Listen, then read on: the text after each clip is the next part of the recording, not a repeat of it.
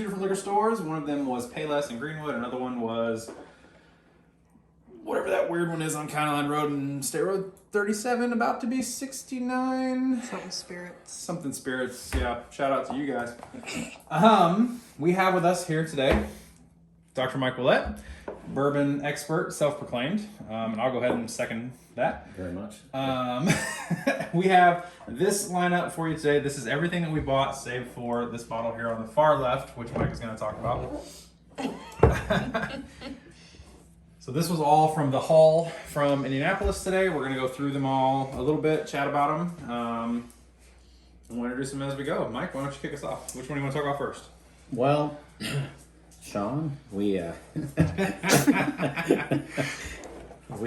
started off at with dinner at a very nice Mexican restaurant, and we actually started off with this that you got at one of the liquor stores up in Indy called Oak and Eden, and it has an interesting past. I've never really heard of it before, but it was distilled in Lawrenceburg, Indiana at MGP. So usually most everything from there is pretty good. And then it was finished off in Texas, which we'll forgive. It has, now it's a stave. It has a stave inside, correct? Yes. So I don't know if you can see that in the camera, this little... A white oak? It is Probably actually... what do they got in there? It is fired French oak. Fired French oak. Yeah, Okay. so it is bourbon whiskey finished on French oak spirals. So it is actually finished in the bottle, which is different than most bourbons, which have to be finished in White oak? Charred, yes. charred barrels. Yeah. Yeah. So technically, this would not be a bourbon. This would be a whiskey. Yes, Correct. it's a whiskey. Yes, it's a whiskey. So this is a finished whiskey, not a bourbon. And I think what you just said, the French oak, just made me think that it probably was a barrel potentially used for aging wine and or port, and so that It does have a little bit of that aftertaste of like a sherry flavor that you're getting. Yeah. So I don't know if this actually works, but we kind of ranked it earlier. If you drink it neat, it was around a 6.5 or a 7. Yeah, I said and 7. if you have it on the rocks at all, it dropped to around a 5 or 4.5 is what I said. 4.5, yeah. So what we did is this is actually a bottle that I got here locally, Old Forester. I'm not going to tell you how many bottles I bought. Let's just say I bought all of them because it's an exceptional Old Forester, the Statesman. You get the birthday bourbon, which could be better, depends on the year. But I became a fan of Old Forester because of this guy right here. I used to never drink it just because it was inexpensive. And what I found, for a mixer, for like an old fashioned, the Old Forester 100 is exceptional. And it's the price point on it's great. But this stuff I've not had in years. So, Old Forester is something that I did not drink for the longest time because, again, you were the guy that got me into whiskeys and bourbons and everything, and so you didn't drink it, so cool. And then I had Old Forester 86 at a little place called Down One Bourbon Bar in Louisville, Kentucky. That's proof, 86 proof. Yes, so that's why it's called Old Forester 86. Down One is an incredible place. We'll eventually do a whole vlog and everything of that restaurant. We've since been back to. Treated us very, very well. Great place. It's part of the Galt House Hotel down there. P.S. It's haunted, just so you know. Haunted as Anyways. I know. Dude. So, I had Old Forester 86 for the first time, and I was like, oh, this is really, really smooth. So then I tried Old Forester 100 proof. I was like, oh, this is really, really good. So then I had Old Forester, whatever the red one is. And then we had Bottled and Bond, and then I had Old Fine Whiskey, and then I had Prohibition Style, and then we've since had this Statesman, which is a special edition that was actually made for the movie in... Not the 1920, and... Yeah, it's the 1930 something, and then they have a 19... Yeah, there's a ton of different Old Foresters, and really none of them are bad. No. You know, I mean, yeah, the 86 is, you know, it's under proof at 86 for, you know, Mike and I, but in terms of a good whiskey that you're going to sip on, that you're going to drink with some friends, you know, it's none of them are bad. I mean, I think they're, if you go to grab anything off the shelf and you just want something to sip on and drink and have a good evening or a good weekend, Old Forester's probably going to do you right. Yeah. So here we have the Statesman. This was made for the movie Kingsman Part 2, Statesman. Typically, I'm very against gimmicky bourbons. You know, I've had bourbons that were made by X, Y, and Z famous person, and typically they're not good. This is an exception, for sure. I mean, you know, we tried it one night thinking like, oh, Mike and I are, you know, both have a special place in our heart for the Kingsman movie. It's a really good movie. It's lots of fun. And we said, you know what, we got to try it and see. And I was very surprised when we first tried this, and I was like, holy crap, this is for a movie? Like, Yep.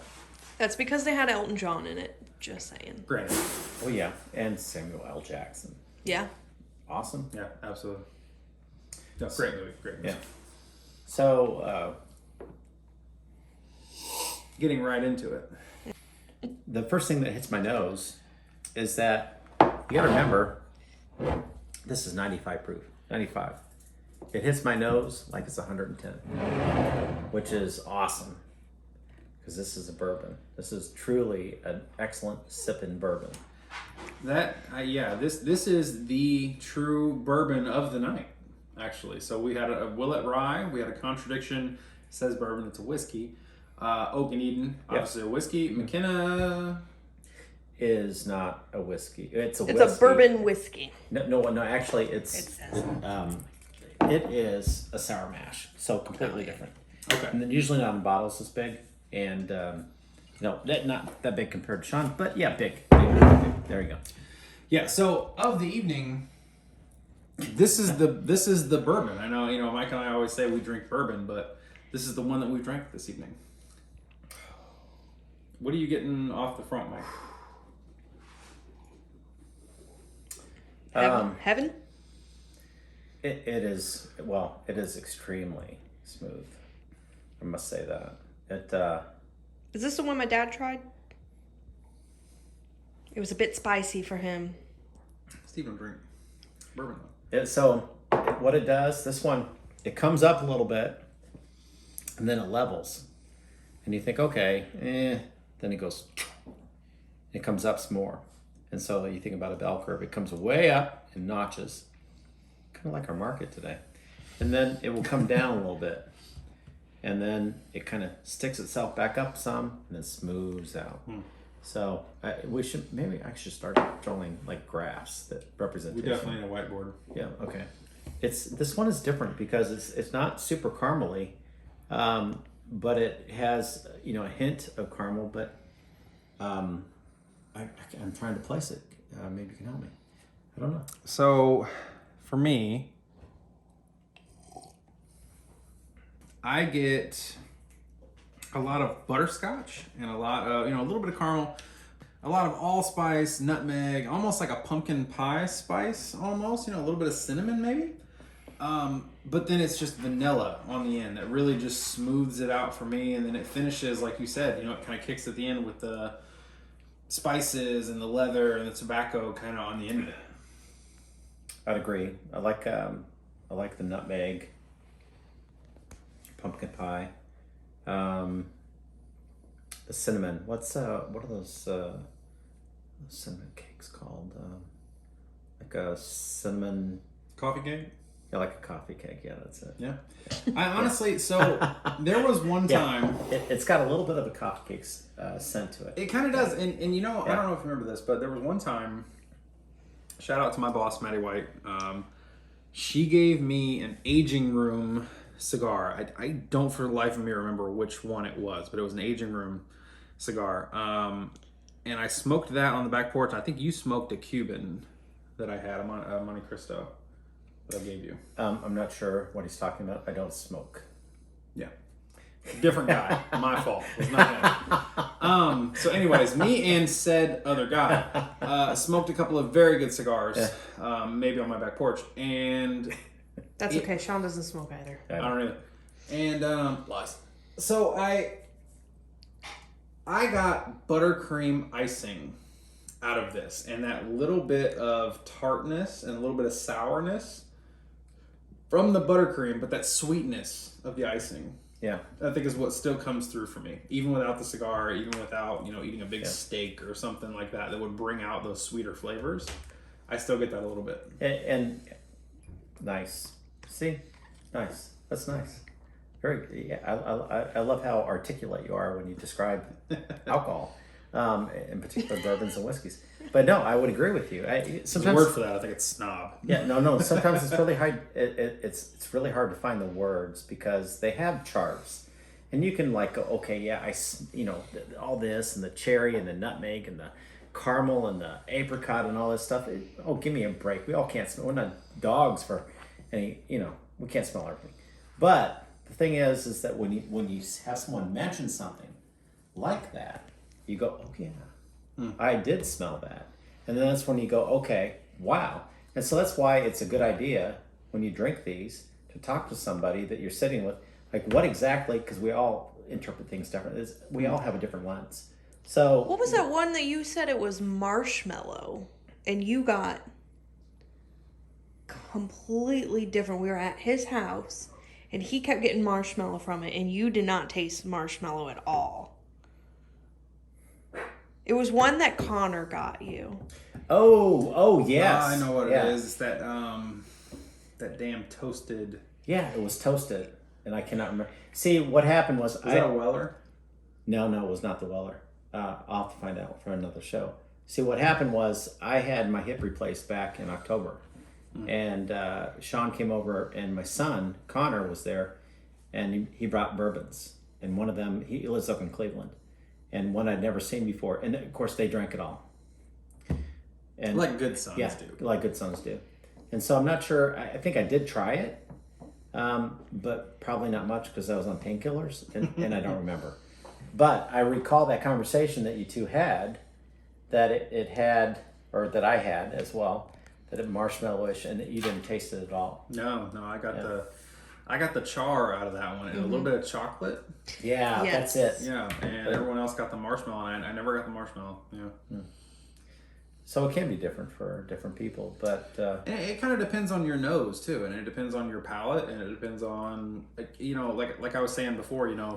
Did you smoke earlier in the day? Did you eat a steak for dinner? Did you eat chicken for dinner? Did you just have a handful of jelly beans? It's all that stuff is gonna change your palate. You come into it with a true blank palate, then we could still get things differently. yeah. So, okay, so time for the rating. What do you think? Time for the what? Time for the rating. The rating. Oh, my goodness gracious. As a bourbon, Statesman is a bourbon. This is a bourbon. Yes, Truly. it is. True bourbon. Yeah. Out of 10. Out of 10. Out of 10. Okay, let's do this first actually, because you and I are both bourbon guys. Yeah. Yeah. What's the best bourbon you've ever had? That's very difficult. That's a very difficult question. Give me top 3. Something in the top 3 then. If you can't For bourbons. for bourbon, only a bourbon. Okay. Willet cask strength 10-year. Okay. Top. Very good. Near the top. When you could get it. I'm a huge Weller fan. Okay. Weller's good. That is so difficult. See, I have never had either of those. I've had Weller, just not the really, really good Wellers because they're quite expensive. I am going to say the Blantons that you had, that special edition one. It was very good. It was very good. That is probably the nicest bourbon I've ever had. Now, if we extend it out to whiskey, I have had the Johnny Walker, I believe it's called Henry VIII. Right, yeah. That's probably the best thing ever made. Yeah. To be fair. But it's also like thousands of dollars per bottle, so it's not meant to be drank. Yeah. So what I'm going to say is this, that I'm not going to box myself in on that one. There are too many good bourbons. Yeah. And the really good ones, I would have to sit down and think about it and write them down because I've had so many good bourbons. So many 10s. Yeah, so many 10s. Yeah. You know, if they're not a 10, they're a 9.5 to 10. And okay, so back to this one. I'd put this one above 9. Yep. In terms of being smooth, definitely. Maybe put around a 9.3, 9.4. Enough that I bought 8 bottles of it, okay? 8 bottles when it came back on the shelf. That's how much I like it. Yeah. So, but there are just so many good bourbons out there that I can't narrow it down that far. So Yeah, see, I'm right there with you. I was thinking 9.3, 9.5. Yeah. 9.5 would be very, very high on the list of bourbons that I've had. Yeah. As a true proper bourbon. Yeah, exceptional. I think this is for me, it's the best Old Forester.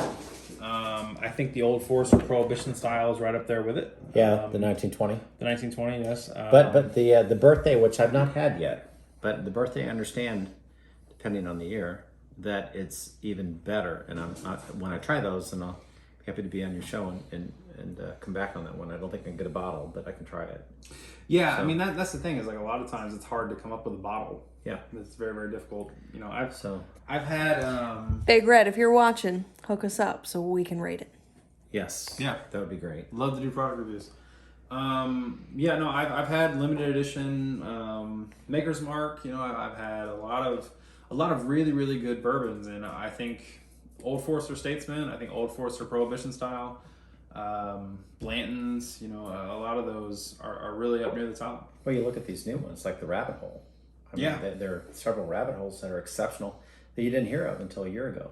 Yeah, Not even. no idea. And so there's so many good ones, and so I'm gonna reserve that for another show. That where actually, if I could do some research, kind of write down the things that I think are up there, I would do it. But right now, I can't. Yeah, I don't think I could narrow it down to a number one. You know, I mean, this and the Prohibition style both have just such a special place for me. Yeah. I think it'd be tough to say which one I like more than the other. Okay, so we're gonna try the Smooth Ambler Contradiction with a really cool elephant on top of the barrel. It's a elephant. Love it. It's what I said was. You said elephant. I said it's a elephant. Oh, okay, all right.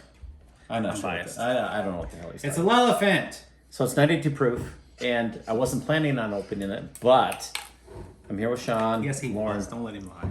So I'll go ahead and I tried my one. I'm good. it's got a nice tight cork, by the way. Very nice. All right, sir, your pour. Apparently, we like them tied over here. Look, oops, I need to, if I don't have an even pour, especially if it's on the light side on that guy, it's not a good We pour. won't tell them it's not me. I feel like I got shorted on this one, but that's fine. Oh, hold on, I'm sorry. Oops. See, this is what I was talking about. There you go. There we go. Okay. Perfect. Yep. All right. Okay.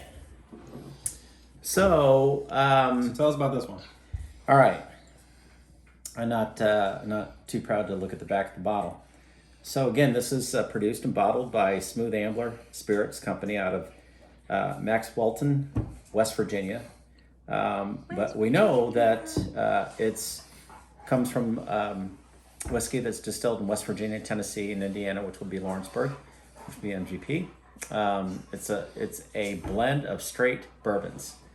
Components are wheated bourbon, distilled and aged in West Virginia, and merchant bottled bourbon that we carefully source. So this says contradiction bourbon, but this is not a bourbon. It's not a bourbon. No, it's not a true bourbon. This is a whiskey because it's blended and it's not. So in order for, it depends if you're a purist. So a bourbon, to be called a bourbon, has to be distilled in Kentucky, aged in Kentucky, in a charred white oak barrel, at least 4 years, right? But if you're not a purist, which I'm not necessarily a purist because I just enjoy whiskeys, I just call them whiskeys.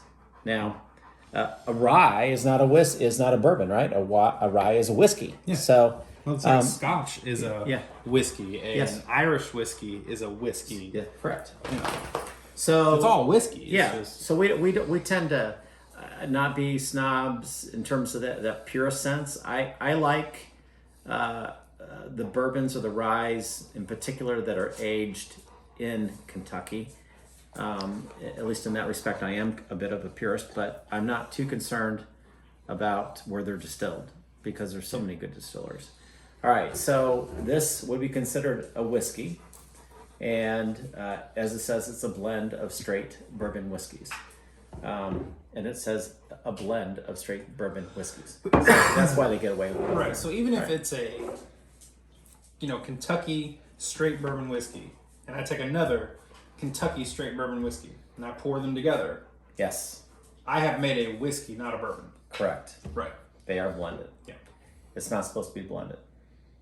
But if you look at your whiskey cask, which we can't see right now, where you combine probably 15 Put to some B-roll in. 20, huh? We can put some B-roll in. We'll be able to see Okay, it. 15 to 20 different whiskeys. It's unbelievable how good it is. But the problem is we don't know what was put in there No clue. because we don't remember. I'm getting a lot more leather, a little bit of tobacco. Yeah, it's definitely spicier. It But burns. there are some really nice fruit tones in there. That, Yeah, that I get a little appreciate. less apricot and maybe a little more like cherry almost. Yeah, possibly. like a deeper fruit, you think? I would guess. It depends on the time of the day, how good my nose is working. Oh. So I've been around a lot of dogs today. That one. Actually, my sister just got a new dog. And so She saved him from being euthanized at the yeah, shelter. it was pretty cool. Anyway, so we're going to give this a taste.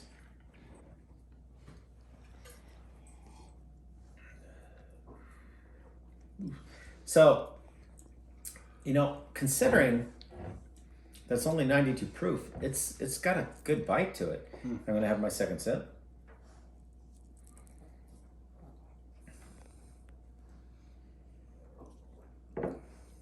So this is one of these whiskeys that hits you big on the front end. And then I like to call it, I describe it as it hollows out. Yeah. Kind of settles down. It's almost like a cellar. It comes down to the bottom there and it sits for a long time. A lot longer than others. And then it comes up a little bit at the end there. But it gives you a chance to taste all of the different things that are part of that. You know what this really reminds me of? It reminds me of like when you get up in the morning and it's kind of chilly and you make some coffee, some good coffee, and you have that sip of coffee and you can honestly like just feel it come down and just like warm your bones a little bit. Like it's a little bit like, oh wow, this is like hot, this is coffee. Boom, it's on the front end and then it just kind of mellows out and picks up at the end. This kind of has that same effect where it's like kind of hits you in the face a little bit. It's like, oh, okay, like that's a bit harsh, it's a lot of spice. And then it, like you said, hollows out. It gets a little bit of caramel, a little bit of vanilla. Actually, a lot of vanilla. It's really crisp though. It's very crisp on the front end, which I like. Yeah. There's no doubt about it. It's not a whiskey that I would actually probably drink with ice in. There's only a few of those that I would do. Would you mix it into anything else? Old fashioned or There might be anything? fights over that one. Yeah. No, and It's already a blend. It's already a blend. I might actually. It probably would be pretty good, but it would be the best old fashioned you'd ever had. And I can say that I've only made one, and it was for me. I made an old fashioned with this, and I'm it gonna was. put a cap on that old timer. And it was it was the best. You can say that, but he's pretty confident that there's things I can still beat his ass in. So anyway, We'll get into the history of Mike at some point, and yes, he's a fucking thoroughbred. So I Just would look at those hands. let's I got the old man hands. So Mitts. let's rank it. You go first this time. Okay. I would say for the advanced whiskey drinker watching, it is thin. It's not as thick and syrupy as some of the other stuff. I typically like them a little more thick and syrupy. But with that being said, excellent flavor. Spicy on the front end, like I said, mellows out. Lots of caramel, lots of vanilla, lots of tobacco, lots of, all those good things that make you love whiskeys. For me, this is probably an 8.2. Okay. He was a little harsher on it than I thought he might be. I'm a little bit afraid for what I might have contributed to. That was kind of a joke, but Mike created this monster. That's me. so I agree. It's and I refer to it as meaty. It's Yeah. not nearly as meaty as that Willet Rye 4-year. No. And not nearly as meaty as the Old Forester Statesman that we're going to open. But I think the flavor and kind of how it that, like you said, it kind of goes down and just warms you up. It has a long tail on it. Yeah. It really does. I would probably rank it a little higher, maybe an 8.8, 8.7. Really? And now we're getting into the points. But I think it's That's actually, high. well, for whiskey, I think it's. You want me to bring it down a little bit? No, whatever you Okay. make. What do you rank it at? 8.2. An 8.2. Oh gosh. He always make it so. I would go. Okay. I think we're splitting hairs. Yeah, I would go maybe an 8.4. 8.4. 8.4, 8.2 to 8.4. I'd feel comfortable with, because there's a lot of exceptional whiskeys out there. So, and she put that up and. Well, I said we're splitting hairs. So Yeah, I she see that. zoom in Yeah. on. Okay. So, all right, but we're in agreement. It is an exceptionally good blend of whiskey, Absolutely. and Even Nibbler agrees. yeah, and Nibbler the dog, yeah, agree. Klaus would be the one to tell you Yeah. if it's good. Klaus is. Pete is going to crawl up my ass for that. I'm not going to. But again, I want to make sure, just for the record, this is a whiskey, not Yes. a bourbon. Yes. I'm ranking it like an 8.4 as a whiskey. Okay. If I rank this as a bourbon, wouldn't be up there. As a rye, of course not, wouldn't be up there. Different, completely different. But as a whiskey, just a pure whiskey, I would put it, like you said, like around 8.2, 8.4. So, Yeah. and I'm actually extremely happy to have tried it because it's been a long time. Yeah, this is actually bringing back quite a bit of memories for me. I mean, this is good stuff. It really Well, is. I have a quick story. Can I tell a quick story? Bring it on.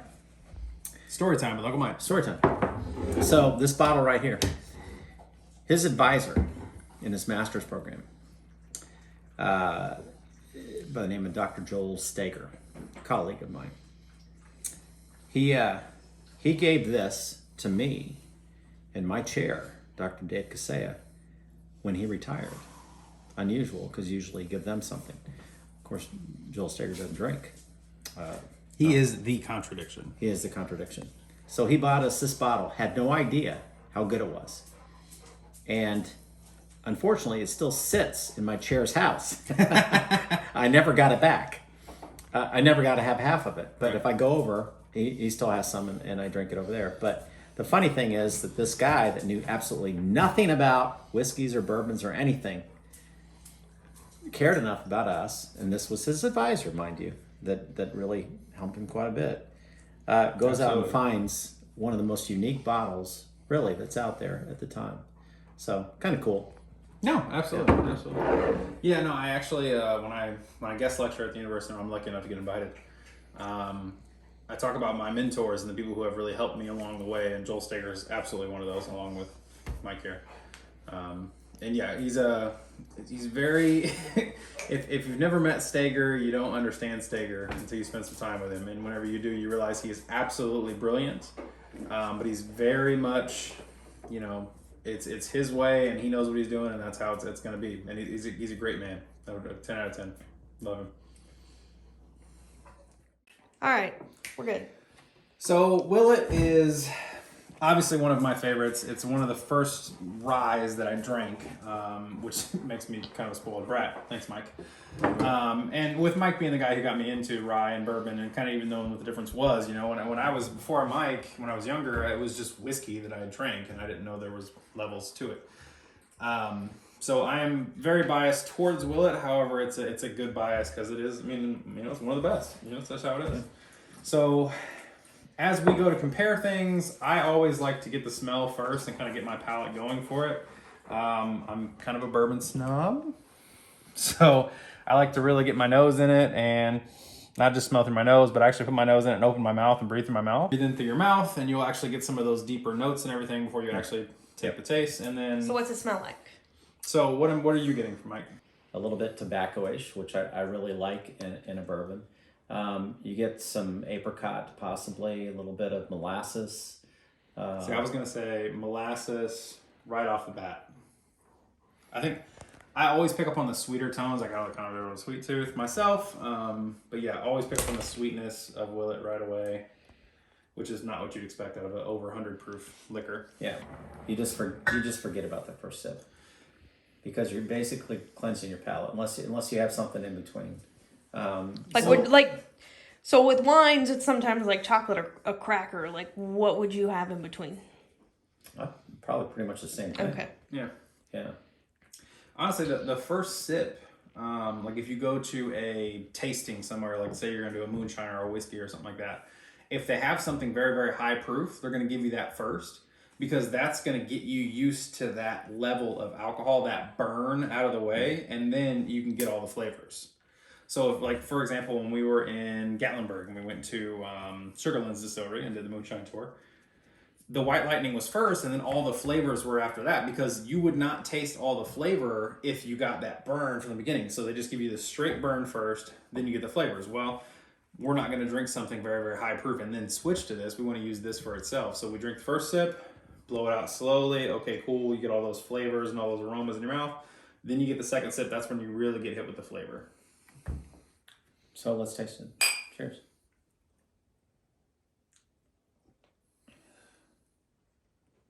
I kind of let that one wash through, although it does taste extremely good. And then give it a taste.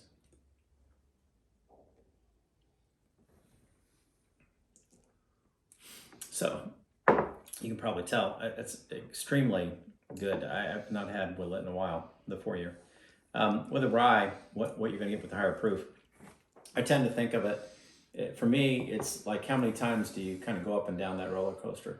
So this brings you in and you run up and then you come down, smooths out, and then it comes up again and then it smooths out again. And then it comes up on the finish and it is extremely spicy and good at the end. So that's one of the things I look at especially with a rye, is how many times does it run up and come down. And so that's the thing. Let's see what you think. I'm going to try it. The first time I've ever had it. So Well, make sure it's We'll your second see. sip. We'll Second see. sip, remember, it's your second sip. 2 sips. Not gonna make it to Yeah.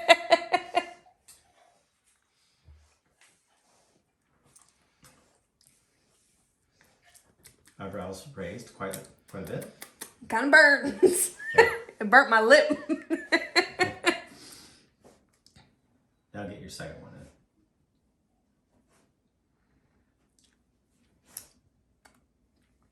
in. It does taste different the second time. See? I'm watering a little bit. Yeah. I taste like the leather of it. I think. I'm so proud. Yeah, it is. That's just to help anyone who's never tried any of it before and does not know what to expect.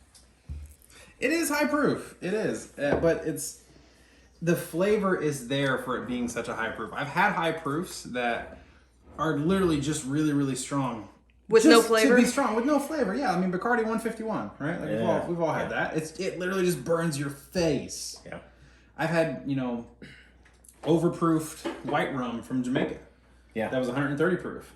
Absolutely zero flavor. Just alcohol. I've had, I don't know if I'm supposed to say this on camera. Don't let them have that ever again. Yeah. BT dubs. Yeah, I'm banned from that one. I've had, let's say, an illegal clear alcohol that rhymes with boom rhyme, from a very good family friend. And I mean, even at almost 200 proof, there's no flavor. So if you go on a distillery tour, they'll let you try the White Lightning. That's where they before they do anything. It comes up. It's really close to full percent of alcohol, close to 200, maybe like 190, and you get to taste it. It does not taste like much of anything, but you can get a kind of a hint of what it could become after they barrel it. So really, I mean, when you talk about a distiller, like MGP makes a lot of stuff, and then it goes off to the different not distilleries, but the different what would you call it? I would say barrel rack, but it's not barrel rack. It's Well, I mean, they have to put it in the appropriate barrel, and they have to age it a certain way. Wait. You're forgetting the best part, though. What's that? The bunghole. Okay, so there is a bunghole in the barrels that are white oak, charred and then aged, and that's the big cork in them. And so what they do is, you have the bunghole so you can pull that out, and then you can taste it. And pull so out your bunghole. one of the thing about a master distiller, what they do is, depending on where it is in the rack house, on the outside, on the inside, up high, down low, is it a wooden rack house, a metal rack house, a brick rack house? They all make a difference. Are they climate controlled? That makes all the difference in the world. That's what makes the bourbon the bourbon. But with a rye, it's the same process. But in this particular instance, I'm pretty confident that this was made at MGP in Lawrenceburg, at least has been over historically. And then how they finish it is what you really don't know exactly how they finish it. A lot of smoke and mirrors and family recipes. Is what makes it so exceptional. Yeah. It's very, very good. So when Sean and Lauren come over to my house, when we drink something like this, I have these shot glasses that are 150 years old. A buddy of mine has since passed, but his dad owned a tavern over in St. Louis that inherited the tavern from his dad. And these are like cowboy shot glasses. They're old. And you pour it in there. You don't shoot it though. You just sip it. And let me tell you, it's special. So this is you one really of my just favorite. get that nostalgic feeling with it. You know? That's why we're drinking out of crystal right now, because again I'm kind of a snob, but We're bougie. anytime you have a favorite glass or a glass that has some sort of value to it, sentimental, it's always going to be better out of your glass. Let's be honest. Yeah. So anyway, what do you think? If we're going to rate, we did not drink this on the rocks. Mike and I are both purists in this, that we don't think That's Rye. disrespectful. It is absolutely disrespectful. You would never put this in a mixed drink. You would never mix this with a sour or a Coke or anything. What's the average price on a bottle? Well, it depends on where you get it. yeah, if you try to buy this offline or online, not offline, online, would probably be around $175, $200, maybe right now. If you can find it at a liquor store, you're gonna pay anywhere between probably $65 and $125. So just depending on where you go. Yeah. So the thing is, remember it's a rye, and we're rating it as a rye. So this is just plain old whiskey. Not that it's plain old whiskey, but it's a whiskey. I would rate this, since I've had a lot of the Willets, by the way. I actually have had a 21 and a 23-year-old Willet that wasn't called Willet. It's called Vintage Bourbon, and from a long time ago, before they brought back the name Willet. Mm-hmm. And I would give this out of 10. Neat. 9.3.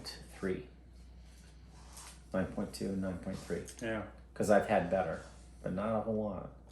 Yeah, I think I'd be right in there. I mean, I'm not one of those people where I'm like, well, nothing's a 10. It's like there absolutely are 10s. Yeah.